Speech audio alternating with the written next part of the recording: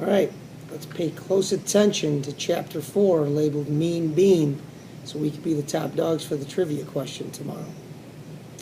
AJ's stop was before Garth's. "Come on over tomorrow," Garth told his friend. As soon as AJ left, Garth moved up to the front of the bus to get away from Bean. "What part of sit down don't you understand, Garth?" Miss Victoria sounded pretty irritated. "Sorry, the cage wouldn't fit on the seat," he said. "What on earth is in there anyways?" Before Garth could answer, the bus stopped in front of his house. He pulled the blanket down around the cage and hurried down the steps. Mrs. Tugwell was waiting in the doorway of the house. She had wavy brown hair like her son. She had glasses and freckles like her son, too. She helped him set my cage upon the family room table. Garth's little brother Andy raced into the room. He had wavy brown hair, glasses, and freckles, too. "Mine!" he shouted. "Nope, he's mine, at least for the weekend," said Garth. "Tell Andy about Humphrey," Garth's mom said. "He's a hamster, and you have to be nice to him," Garth explained. "He got that right." "I like ham," said Andy, rubbing his stomach. "Yum, yum." I hopped onto my wheel to show Andy that a hamster wasn't anything like a ham. "Wee, ham go around," said Andy. Garth's mother brought in a plate of peanut butter and crackers. Oh, that smelled good. "How was school?" she asked. "Okay," said Garth, but Mom could say something to Bean's mom. "He's mean to everybody on the bus." "Martin Bean?" Garth's mom sounded surprised. "Why, he's always polite when I see him." "Well, he's not polite any other time," Garth exclaimed. He tripped a girl on the bus and called everybody names." "That doesn't sound like Martin. What did the bus driver do?" "Nothing," Garth answered. "Well, I think she should be the one to work things out," said Mrs. Tugwell. "But you're friends with Mrs. Bean." "I probably won't be if I complained about her son. Maybe if you were friendlier to him, he'd act nicer." "Mom," Garth groaned. "It's worth a try," his mom suggested. "I had to squeak up. He's the meanest bean I ever seen." "Goodness, what's the matter with Humphrey?" asked Mrs. Tugwell. "Maybe he doesn't like Marty either." Garth muttered, "He's one smart guy." Shortly after Mrs. Tugwell came home, Natalie arrived. She was a babysitter, but I didn't see any babies around for her to sit on. Garth wasn't a baby, Andy wasn't a baby, and certainly I was no baby. Natalie had black hair and wore a black shirt, black pants, and black shoes. She had glasses with black frames, and her lips were bright red. "Order a pizza," said Garth's dad, handling Natalie some money. "I got some videos for the guys." "Okay," said Natalie. "Mind if I do some homework?" "As long as you get the boys in bed and at 9, Mrs. Tugwell explained. Natalie glanced at my cage. "What about the rat?"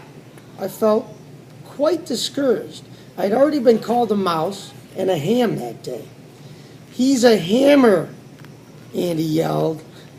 "Oh, a hamster. How cute," said Natalie, leaning in toward my cage. "Hi there, big boy." Whew, after a miserable week and a rough ride home, I suddenly felt a whole lot better. Later, the boys ate pizza and watched videos while Natalie read from the big, thick book. "What's that?" asked Andy, leaning over her shoulder. "How come it doesn't have any pictures?" "College books don't have pictures." Andy wrinkled his nose. "What's college?" Natalie sighed. "After you go to high school and graduate, if you want a good job like a doctor or a lawyer or a teacher, you have to go to college." "I know that," Garth piped in. "City College is right down the street. Mom took classes there last year." "That's where I go," said Natalie. "I'm studying psychology." The way she said it, that big word sounded like psychology. But the word on her book was spelled psychology. I wrote it down in my notebook. Later, I hope that word is never on a spelling test. In psychology, you find out what's inside people's heads. The babysitter reached for Andy's head. "Ooey gooey brains," said Garth. "Don't go in my head," screamed Andy, leaping off the couch. Natalie laughed. "Not like that. Psychology teaches you how people think. Do you know what I'm thinking?" Andy shook his head. "I'm thinking it's time for bed," Natalie said. 9 o'clock. The boys groaned. "Not yet," Garth protested. Andy folded his arms. "You can't make me," he said firmly. Surprisingly, Natalie sat back and smiled. "I guess you're right. I can't make you." Andy's eyes practically bugged out of his head. "Huh? Why don't you put on another video? We can stay up till your parents get back." The babysitter continued. "It'll be fun." "Yes," Garth explained. He and his brother gleefully high-fived each other. But I was a little confused. Hadn't Mrs. Tugwell told her that the boys needed to be in bed at 9? I was sure that Natalie had lost her mind. Garth settled back on the couch, but after a minute he smiled, and the smile disappeared. "When do you think Mom and Dad will be back?" Natalie shrugged her shoulders. "They didn't say. Won't they be upset if you were still up?" "I guess we'll find out, won't we?" Natalie answered with a mischievous grin. Andy looked worried. "They'll be mad if we're not in bed." "So," said Natalie, "we still have time to watch more TV." Garth stood up and yawned loudly. "I'm kind of tired." "Me too," said Andy, stretching his arms. Natalie smiled. "Well, if you really think so, okay. You two get ready for bed, and I'll be up in a minute." As the brothers raced upstairs, Natalie chuckled to herself, then leaned in towards my cage. And that, Humphrey hamster, is what is called reverse psychology. You get the people to do what you want by telling them to do the opposite. Reverse psychology. Remember, it's pronounced psychology. So that's how people's minds work. Just tell them to do the opposite of what you want them to do. You can sure learn a lot at college. You could learn a lot from a good babysitter, too. The next afternoon, AJ came over to Garth's house to play. Mrs. Tugwell took Andy out to buy new shoes.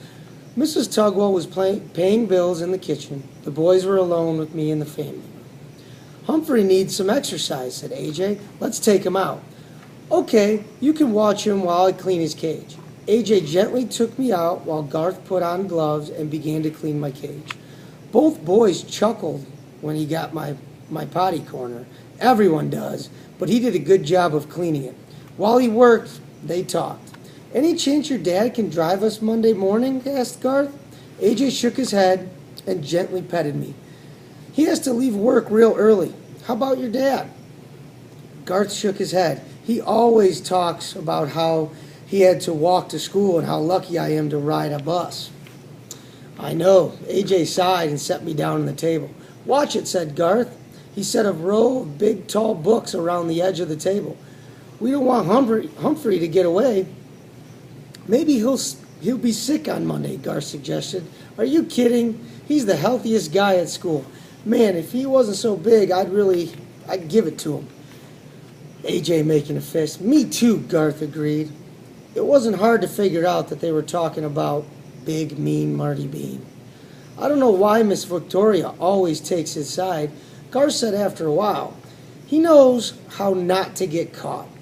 The boys were silent again until Garth said Miranda was getting a drink at the fountain at recess, and he came up and pushed her out of the way. The thought of someone pushing Golden Miranda, an almost perfect human, really ruffled my fur. "Did she tell?" asked AJ. "Yeah. He said he didn't do it," Garth explained. "Said he wasn't anywhere near her. He said Kirk did it. Kirk almost got in trouble, so Miranda said it was all a mistake to get Kirk off the hook." "Kirk the jerk, that's what Bean calls him," said Garth. "He's got a name for everybody. That's why he doesn't have any friends." He stepped back and pulled off his rubber gloves, and I think that's one clean cage. "Great," I squeaked. "But what are we going to do about Bean? Bean's a pretty funny name, AJ said with a chuckle. Bean brain, bean breath, said Garth. The boy started laughing. Bean bag, bean jeans, green bean, mean bean. Hey, that rhymes. Mean green bean. Mrs. Brisbane would be proud to hear them rhyming. I liked hearing them laugh. However, I was worried. Bean had said something about a mousetrap. There's a mere mention of those contraptions that just makes me shiver and quiver. And I didn't want to see anybody get tripped or pushed again. Ready to go back in, Humphrey Dumpty? Asked Garth. Yes, I squeaked, which for some reason made the boys howl with laughter again. Once I was back in the cage, the boys went up to play in Garth's room. That gave me the time to think. Here's where Garth and AJ really good friends. They were nice to each other and stuck together. Marty Bean wasn't friendly to anybody, and he didn't have any friends. All my classmates liked Og, but when I offered to be his friend, he leaped at me in a very rude way. The business of a friendship is not as easy as it sounds, I figured, just before dozing off for a long afternoon nap. It was nice at Garth's house that weekend. The announcer on TV said it was cold, cold, cold outside. So the Tugwell stayed inside. The family popped popcorn. Did that smell good? And they watched TV and snuggled on the couch. As happy as I should have been, I worried about Monday's bus ride. What I needed was a plan, and maybe a little psychology. Are you sure the little guy won't catch cold? Asked Mrs. Tugwell as Garth was ready to leave for school on Monday.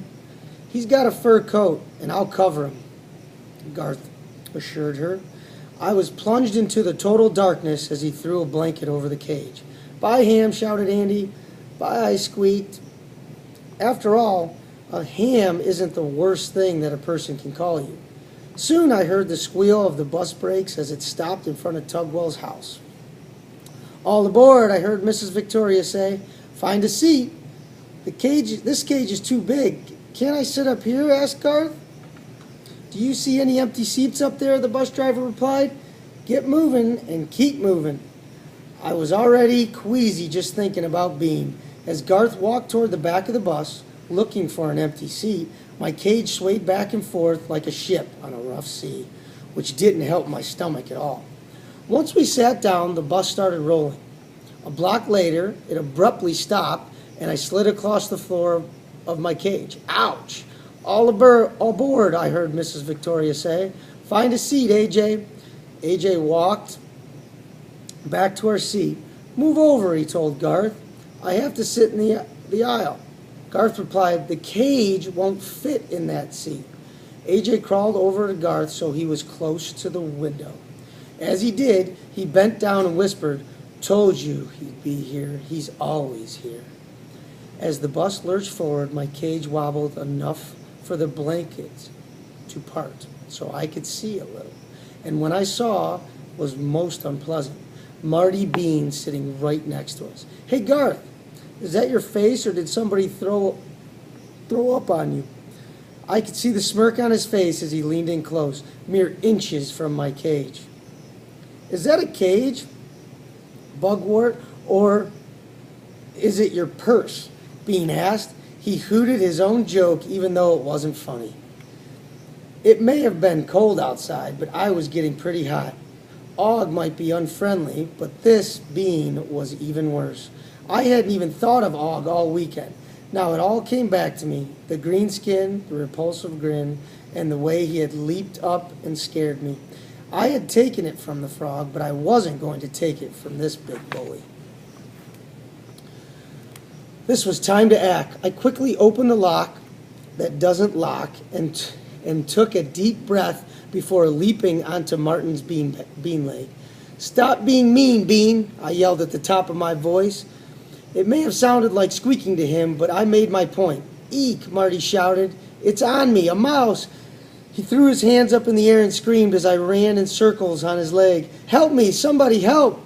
The faces around me were a blur as I was getting dizzy. As Marty continued to scream, the other kids began to laugh. Soft